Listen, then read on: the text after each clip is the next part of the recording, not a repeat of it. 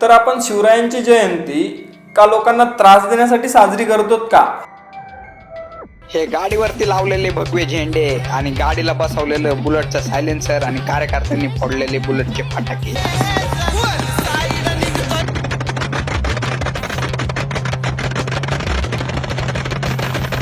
कुछ ना हो सकता, ये छपरी लोगों का पुणे पोलीस कुछ नहीं करेगी. जोड्या आणते जोड्यानं जाग्यावर. दरवर्षीप्रमाणे 19 फेब्रुवारीला छत्रपती शिवरायांची जयंती असते आणि अगदी आनंद उत्साहात लाखो लोकांनी यावर्षी आपापल्या पद्धतीने जयंती साजरी केली. पण काही लोक आहेत की त्यांना ह्या उत्साहानिमित्त लोकांना त्रास देण्यात आनंद मिळतो. तर हे लोक नेमकं कोण आहेत आणि यांचा विलाज काय आहे हे आपण आजच्या व्हिडिओमध्ये बघणार आहोत. नमस्कार मित्रांनो, मी आदित्य रेड्डी. आजच्या व्हिडिओमध्ये तुम्हाला काही प्रश्न विचारणार आहे. तर पहिला प्रश्न आहे, छत्रपती शिवाजी महाराजांनी स्वराज्याची स्थापना का केली? प्रश्न दुसरा, का आपण समाजातील लोकांना त्रास देण्यासाठी शिवजयंती साजरी करतो?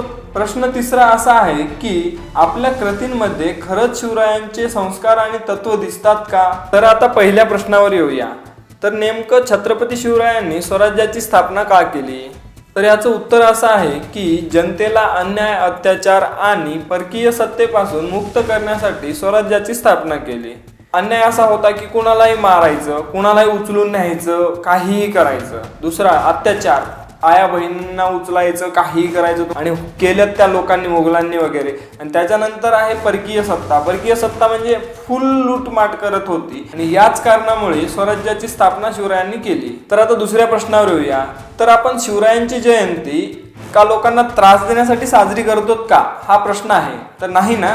ह्या प्रश्नाचं उत्तर सगळ्यांचं हेच आहे की आपण कुणालाही त्रास देण्यासाठी शिवजयंती साजरी करत नाही. आणि तिसरा प्रश्न सर्वात महत्त्वाचा आहे.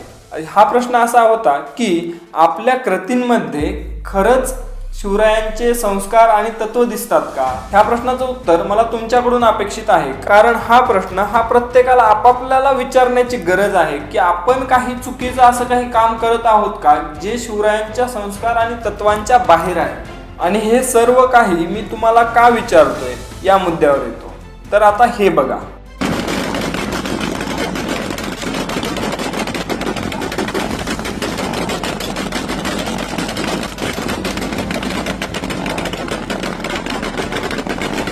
तर कसा आहे राडा?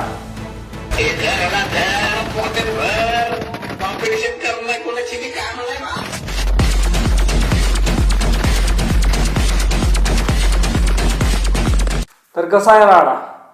खतरनाक आहे का नाही सीन?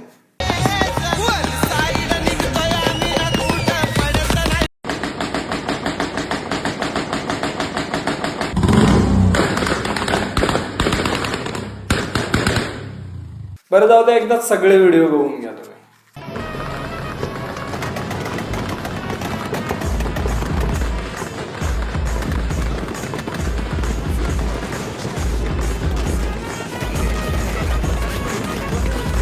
आपली स्वतःची बुलेट, स्वतःचं पेट्रोल आणि स्वतःचा टाइम, वेळ काढून लोकांना त्रास देतात. खरंच खतरनाक सीन आहे. आणि हा यांचा सीन म्हणजे ना, विचाराच्या अगदी पलीकडे गेलो ना तरच समजते. लय विचार करावा लागतो यांचा सीन समजून घेण्यासाठी.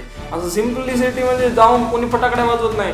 त्याच्यासाठी एक प्लॅनिंग असते, टायमिंग असतो. रात्रीचे जाऊन 12, 1, 2, 3 वाजता फटाके वाजवायचे, लोकांना झोपेतून उठवायचं, खिडकीतून त्यांना बघायला लावायचं, जाळ करायचा, नुसता धूर करायचा, सायलेन्सरला असं लालबुन करायचं. यांचा विषय असा खोल आहे ना की तुम्ही विचारच करू शकत नाही. आता शिवजयंती आली, शिवजयंती निमित्त ते लोक सगळे एका जागी येणार आणि त्यांनी एका जागी असं सगळ्या सायलेन्सर लावणार आणि फाड फाड फाड फाड फाड फाड फाड फटाकड्या वाजवणार. यांना एवढा आनंद भेटतो याच्यामधून का नाही, मला एकदम भारी वाटतंय. बस विषयच नाही. म्हणून तर म्हणलो ना, विषय खोल आहे, समजून घेण्यासाठी लय वेळ लागतो. आणि एवढंच नाही तर मला असं वाटतं की त्यांच्या घरात किंवा घराच्या जवळ नेऊन त्यांच्या आईवडिलांच्या समोर त्यांनी कधी फटाके वाजवले नसतील किंवा वाजवावेत. मला असं वाटतं सगळ्यांनी एका दिवशी 7 दिवस जर 7 फ्रेंड आहेत तर एका दिवशी प्रत्येकाच्या घरापुढे लावायचं, घंटाभर वाजवायचं. मग बघायची हवा कशी होणार आहे. जेव्हा स्वतःवर गोष्ट येते ना तेव्हा कळतं. आपले आई वडील जोड्यानं जाग्यावर पण त्याच ठिकाणी आपण जेव्हा दुसऱ्याला त्रास देतो ना, कारण ते लोक आपल्यापर्यंत यायला, आपण त्यांना भेटायला, आपल्या काही गाड्यांना नंबर प्लेट नाहीत की त्यांनी फोटो काढतील आणि आपल्यापर्यंत येतील. गाड्यांवरती ब्लॅकलिस्टेड नाव आहेत, काहींच्या नंबर प्लेट तर नाहीत, कम्प्लिटली नाहीत, डायरेक्ट ब्लॅक पाट्या आहेत, काहींच्या याच्यावर आकडे राहतात 1 2 5 7, बस विषय नाही, म्हणजे एकदम विषय खोल आहे. बरं, रात्रीचे 12 1 2 3 वाजता फटाके वाजवण्याचा नेमकं उद्दिष्ट काय असेल बरं? मजा येत असेल, काय माहिती, त्यांनाच विचारलं पाहिजे पोलिसांनी. असं मला वाटतं की ह्या सगळ्यांना कधी मध्ये पकडलं की त्यांना असं उभा करायचं, व्हिडिओ बनवायचा, आणि रात्रीचे 12 1 2 3 वाजता तुम्ही जेव्हा असे ते फडफड फटाके वाजवता, त्याच्यातून तुम्हाला काय आनंद होतो हे आम्हाला एक सविस्तर 15 मिनिटं सांगा म्हणून सांगायचं. एकदम भारी व्हिडिओ बनवायचा आणि यूट्यूबवरती टाकायचा, इंस्टावरती टाकायचा. एकदम भारी वाटतं, जनतेला पण बघायला आवडतं की नेमकं काय फील काय येतो, म्हणजे जनतेला पण समजेल की बाई बुलेट आपण पण घेऊ आणि हाच राडा करू, विषयच नाही. तर हे असे राडे एवढे खतरनाक आहेत की बस बघायचं काम नाही. आणि ह्या राड्यामध्ये मी हात टाकलोय, पाय टाकलोय आणि मी स्वतः उतरलोय, कारण ह्या गोष्टींना मी मागचे 5-10 वर्ष झालं फील करत आहे. वेगवेगळ्या लोकेशन, इथंच नाही फक्त पुण्यातच होत आहे असं नाही, प्रत्येक सिटीमध्ये अशीच गोष्ट आहे की गल्लीबोळामध्ये एखादी बुलेटवाला राहतो, तो असा हवा करतोय, बस विषयच नाही. मुंबईमध्ये थोडं कंट्रोलमध्ये आहे, कारण मुंबईमध्ये पोलीस पेट्रोलिंग खूप जास्त करतात. आता पुण्यामध्ये पेट्रोलिंग होत असेल, बट काय माहिती त्यांना हे सापडतात का नाही. पण हे लोकांना त्रास देताना तर लोकांच्या व्हिडिओमध्ये येतात, पण नॉर्मली असं सापडत नसतील, असं काय माहिती काय विषय, काय त्यांचं कनेक्शन, आय डोंट नो. हा राडा शिवजयंतीचाच नाही तर हा राडा मागचे 10-15 दिवस झालं चालू झालेला आहे. पण ह्यामध्ये लोकांनी आता काही कमेंट्स टाकलेल्या आहेत या व्हिडिओच्या खाली, तर त्या कमेंट्स वाचूया आपण अगोदर. तर चला पहिली कमेंट वाचूया आपण. हे पहिली कमेंट आहे, वडगाव शेरीमध्ये बॉलिवूड थिएटरच्या आसपास पण बरेच बुलेटवाले आवाज करत जात असतात. आता वडगाव शेरी आलेली आहे. तर त्याच्या खालीच एक कमेंट आहे, ऑब्झर्वड ऑन बानेर रोड 2, म्हणजे बानेरच्या रोडवरती पण हा चालू आहे विषय. आता ह्या जेवढ्या पण कमेंट्स मी तुम्हाला वाचून दाखवत आहे, ह्या सगळ्या कमेंट्स 19 आणि 20 तारखेच्या आहेत, म्हणजे 20 तारखेच्या आहेत जवळपास. तर आणि आता ह्याच्या खाली लिहिलं एकाने, फेस्टिवल सार, वी कांट डू एनिथिंग सार. म्हणजे वी कांट डू म्हणजे करू शकत नाही असं काही नसतं हो, करायला पाहिजे असं मला वाटतं.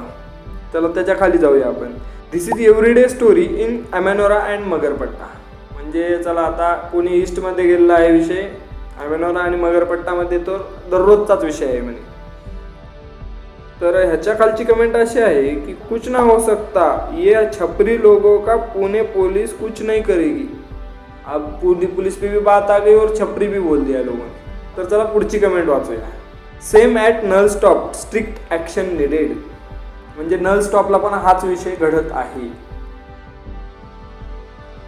तर पुढची comment, happens daily in NIBM Kondhwa area, no action by administration.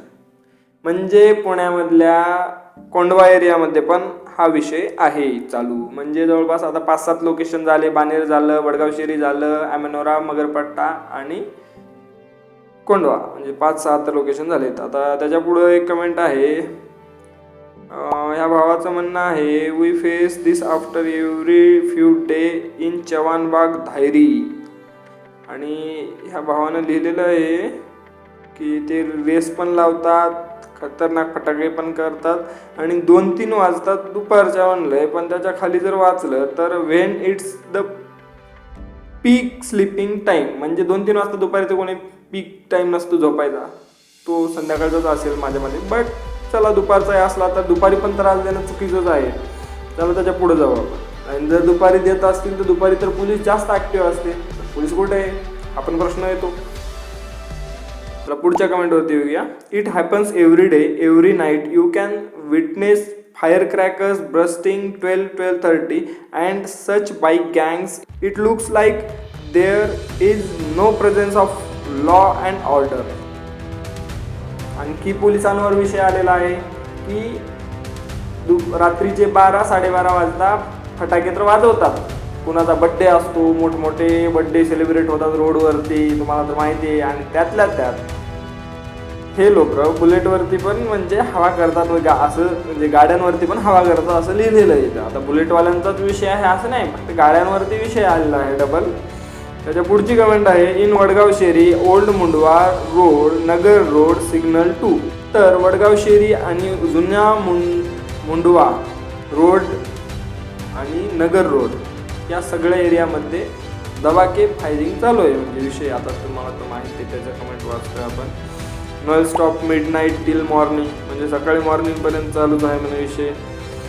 तर चला, आता आपणाला सगळ्या गोष्टी तर समजल्या आहेत की पोलीस ॲक्शनमध्ये नाही, आणि पोलीस ॲक्शनमध्ये असेल तर या सगळ्या गोष्टी एवढ्या सगळ्या एरियामध्ये कसं घडत आहेत हा प्रश्न पोलिसांना आहे. माझा डायरेक्ट प्रश्न आहे, तुम्ही जर काम करत आहेत, मला तुम्हाला काही त्रास देण्याची काही इच्छा नाही आहे, पण तुम्ही जर काम करत आहेत तर एवढ्या सगळ्या लोकांना त्रास का होत आहे, आणि हा डेलीचा विषय आहे असं लोकांनी तिथं मेन्शन पण केलेलं आहे.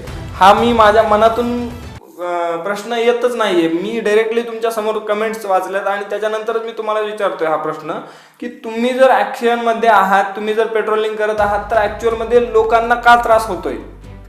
मोटर व्हेकल ॲक्ट अंतर्गत रस्त्यावर अशा प्रकारे वाहन चालवणे, स्टंट करणे कानूनी गुन्हा आहे.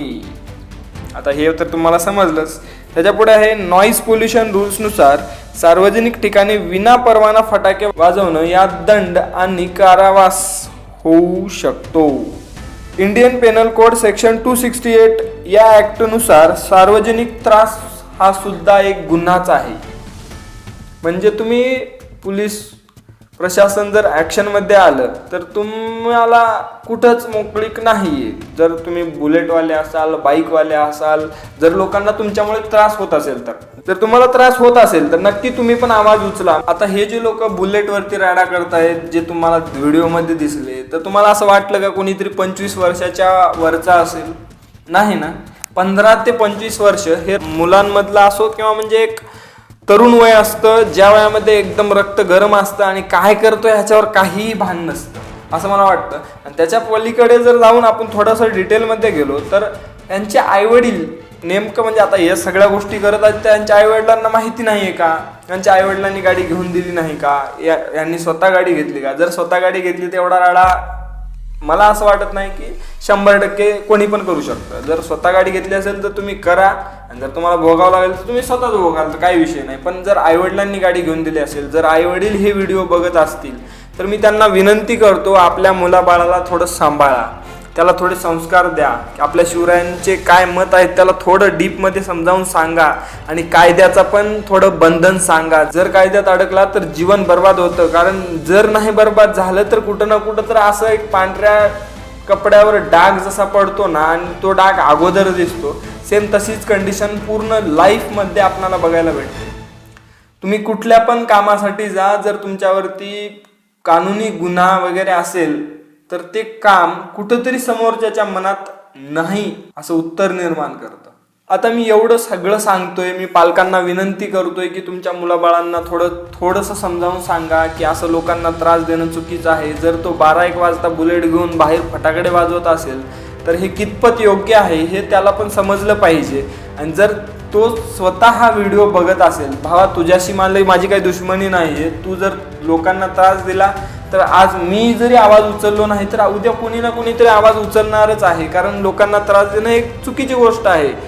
तर त्याचप्रमाणे आपण जगा, ही माझी विनंती आहे. सगळ्यांसोबत चांगलं जगा. आपल्याला काही कुणासोबत कुणी काही घेऊन जाणार नाही, तर सोडून जायचं आहे, पण त्रास देऊन काय भेटणार काय आहे हे विचारतोय मी तुम्हाला. आणि त्याच्यानंतर मी हेच सांगतो की जिजामातेने जेव्हा छत्रपती शिवरायांना बालवयापासून संस्कार चांगले दिले, तेव्हा छत्रपती शिवरायांनी वयाच्या 16व्या वर्षी स्वराज्य निर्माण केलं. तर तुम्ही तुमच्या आईवडिलांसाठी एखादी स्वराज्य असं निर्माण करा, एक बिझनेस उभा करा. 16व्या वर्षी करू शकत नाही तर 18व्या वर्षी करा, जेव्हापासून गव्हर्नमेंट मान्यता द्यायची. पण 16व्या वर्षीपासून प्रयत्न तर करू शकता. खूप साऱ्या गोष्टी आहेत, फक्त हे बुलेटवाल्यांचा विषय नाही आहे. भरपूर साऱ्या गोष्टी आहेत ज्यामुळे लोकांना त्रास होतो, ते लोक तसेच वागतात, अशा गोष्टी घडत आहेत समाजामध्ये. पण हे सगळं काही कंट्रोलमध्ये येईल पुढच्या 1-2 वर्षामध्ये, कारण आय नो की पोलीस ॲक्शनमध्ये येत आहे, पण पोलीस थोडीशी पुण्यामध्ये तर ॲक्शन कमी दिसत आहे, पण होईल, ते पण होईल. आणि ह्यामध्ये फक्त पोलिसांची चूक नाही, मला वाटतं लीडर काय करत आहे. जर लीडर आपल्या एरियामध्ये लोकांना त्रास होत आहे तर लीडर कुठं आहेत, इथले आमदार, खासदार, नगरसेवक, नगराध्यक्ष, परत आता ते कलेक्टर वगैरे हे तर असतातच. हा व्हिडिओ बघून एखाद्या मुलाने जरी आपल्या वागण्यात बदल केला किंवा एखाद्या पॅरेंट्सने त्या मुलाला समजावून सांगून त्याच्या जीवनात बदल घडवून आणला तर हा व्हिडिओ बनवण्याचा माझा उद्देश सिद्ध झालेला असा मी समजतो आणि व्हिडिओला स्टॉप करतो. जय शिवराय.